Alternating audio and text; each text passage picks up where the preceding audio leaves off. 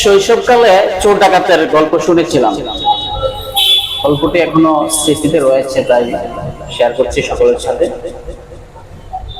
এক গ্রামে 5 বন্ধু ছিল। তারা সবসময় মানুষের ঘর বাড়ি আসবাবপত্র রাতের অন্ধকারে চুরি করত।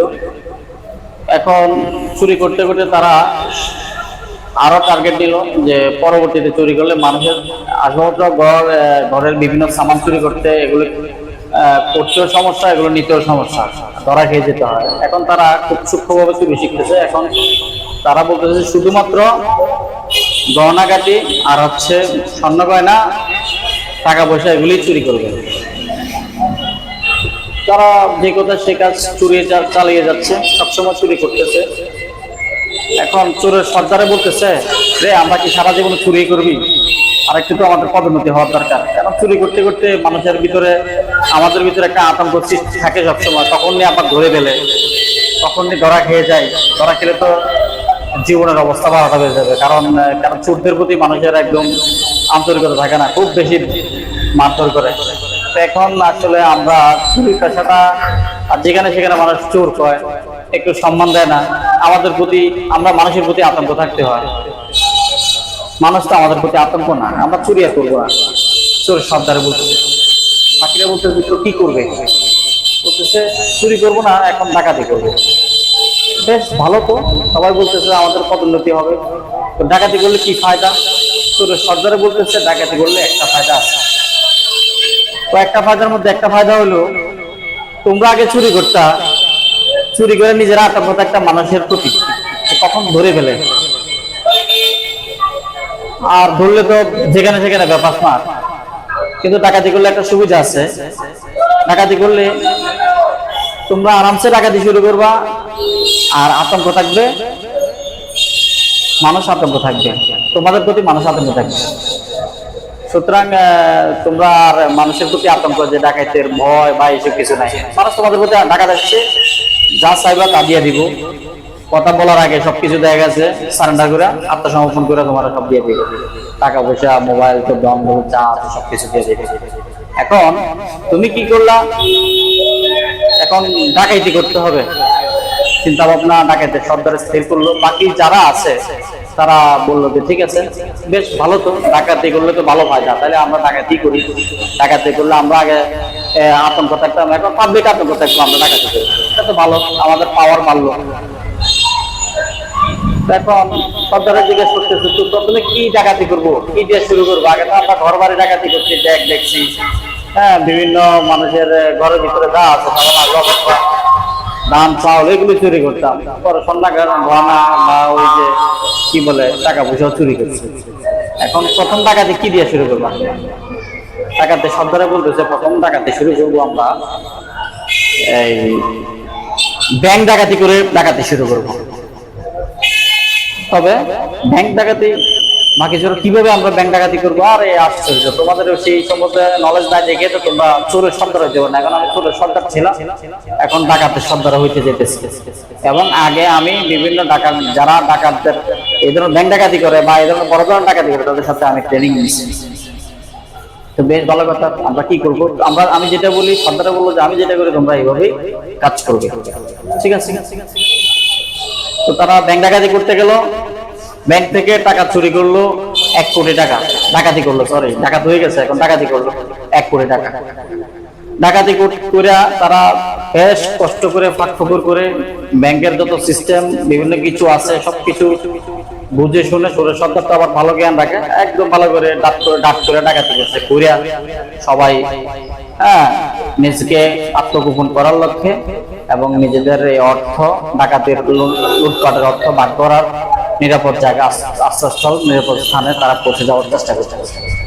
ডাকাতদের গন্তব্য পৌঁছার আগে একটা নদী, বেশ কয়েকটা নদী, পরবর্তীতে একটা বিশাল জঙ্গল পড়ে, অনেক বড়। তো তারা নদীগুলো পারাপার হলো, অবশেষে জঙ্গলে গেল। তো ডাকাতের সর্দারকে অন্যান্য ডাকাত যারা আছে, সাধারণ ডাকাত, তারা বলতেছে, ওস্তাদ ডাকাতিতে বললাম, এত কষ্ট করে কত টাকা ডাকাতি করছি, একটু বইনা দেখেন না। আরে ডাকাতের সর্দারে বললে, এই তোমরা তো মেয়ে বেশি বলো, এত চিন্তা ভাবনা করো কেন? আমরা এত কষ্ট করে গুণার দরকারটা কি আছে? আগামী দিন দেখবে আজকে ব্যাংক ডাকাতি করে এসেছে, আগামী দিন দেখবে ব্যাংক ম্যানেজারে কত টাকা ডাকাতি হয়েছে এগুলি পেপার পত্রিকার মধ্যে ছাপাই দিবে, তখন সহজে বুঝতে পারবে কত টাকা আমাদের ডাকাতি হয়েছে। আমরা আর কষ্ট করে গুণার দরকার নাই, এখন বহুত দূর আইছি, গন্তব্য বুঝতে আরো অনেক সময় লাগবে। আমরা এখানে জঙ্গলের এক পাশে একটু রেস্ট করি, রেস্টে যাই, ঠিক আছে?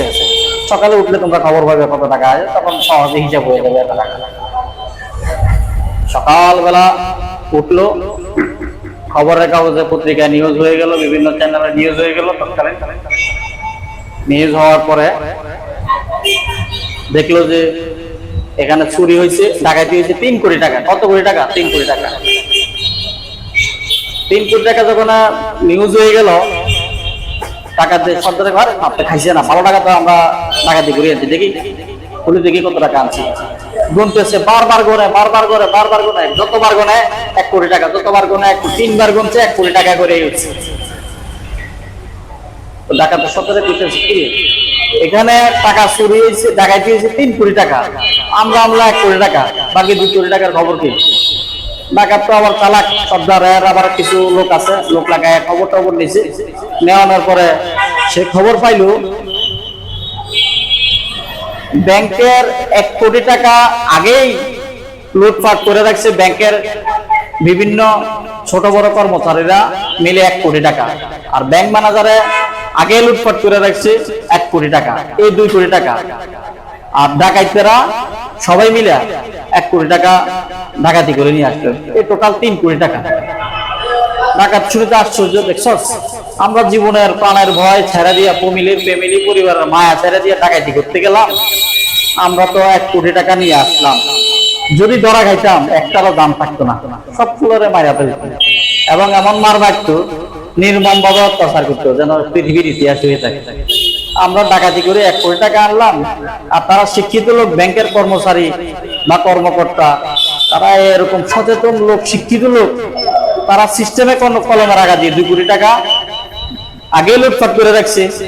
আজকে সুন্দর আমরা 1 কোটি টাকা ডাকাতির লগে তাদের 2 কোটি টাকা নিজ করে 3 কোটি টাকা মিলে দিছে। তার মানে তারা পার পায়ে গেল। হয় সরকার মুকুব করবে, নয় জনগণ টাকা নেবে না, নয় দেখা যাচ্ছে একটা সরকারি ব্যাংক বিভিন্ন সুযোগ সুবিধা দিয়ে দিবে, কিন্তু তারা তো 2 কোটি টাকা কলমের কথা দিয়ে লুটপাট করে গেল। তাদের তো জীবনের কোনো সমস্যা হইলো না, পদের কোনো চাকরির কোনো সমস্যা হইলো না। আমরা 1 কোটি টাকা আনি বলে না করলাম, আমতাম সব দিয়ে নিয়ে আসলাম, হয়তো নিউজ কম দেয় করতো।